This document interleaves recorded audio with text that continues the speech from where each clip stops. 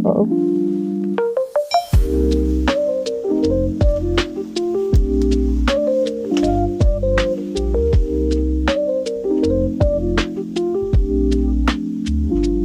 Hey Meta, start recording.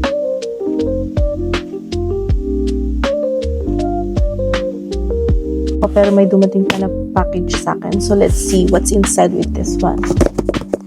Pero alam ko na sa sobrang dami kong in-order kasi nga holiday dito and nagkaroon pa ng Black Friday sale. So parang ang dami kong in-order. So hindi ko alam kung ano yung mga dumarating sa akin. So let's see. Pero feeling ko may idea na kung ano to.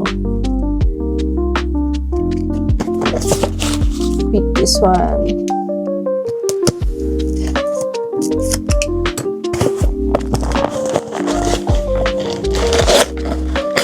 Tsaka tapos na yung exam ko. And then, parang kanina nag-skincare lang ako na nag-exam ako. Eh, mamaya naman, night shift ko naman siya. So, nag-makeup na ako para sobrang... Ah! Look! Yung Ray-Ban, Meta Ray-Ban. Tama ba yung pronunciation ko? I don't know. Pero ito siya. Ah! Parang sale na lang din kasi siya. So, kagaya nung Echo ko na stethoscope, nabili ko lang din to with my HSA card. So, yung Echo ko na stethoscope, I used also my HSA and then for this one too. Hindi talaga ako magaling mag-unboxing, pero... Okay.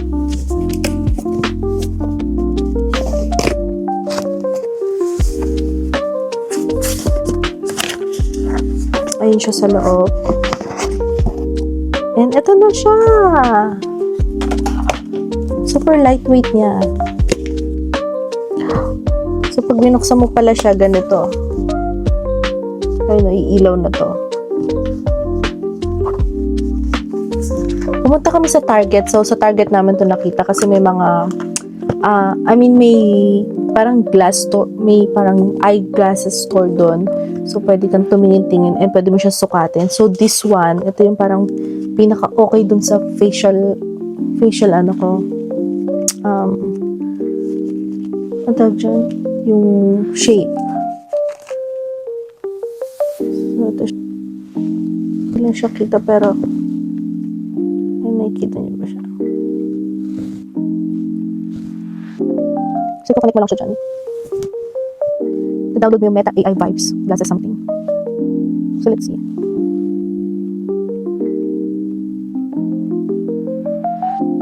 Parang ilalagay mo lang yung Gmail mo or kung gusto mo siya i-connect dun sa any social media mo. But for me, gumawa lang ako ng bago kong AI.